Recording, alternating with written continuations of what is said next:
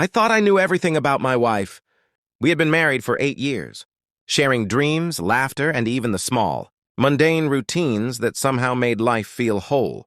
But one ordinary Tuesday evening, when she asked me to pick up a few things from the grocery store, my world began to unravel. It started with small inconsistencies, texts that would vanish from her phone before I could see them, late nights at work that weren't really work, and an ever-growing distance that I could no longer ignore. At first, I blamed myself, thinking maybe I had failed her in some way, but a gnawing suspicion refused to let me rest. Curiosity and fear collided, and one night I followed her after dinner.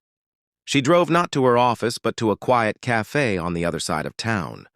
From a distance, I watched her meet another man. They laughed, touched, and whispered secrets I had once thought were ours alone. My chest tightened as the truth sank in. I was living beside a stranger who carried a life completely separate from mine. The confrontation was inevitable. When I finally asked her, her eyes didn't show regret at first, only surprise that I knew, and then slowly she confessed. It wasn't just one affair. It had been ongoing for over a year. The life we had built, the promises we had made, all crumbled under the weight of her deceit. The days that followed were unbearable. I replayed every memory, every conversation, searching for signs I had missed. Friends offered sympathy, but their words felt hollow. No one could rebuild the trust that had been shattered so thoroughly.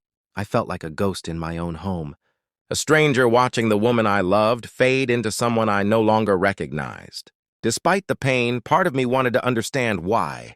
She spoke of loneliness, unmet needs, and a desire to feel alive again. Her words made the betrayal sharper because they revealed a side of her that I had never truly seen. The woman I married was no longer the one. Standing before me, she had secrets that had grown into a life of their own, hidden from me.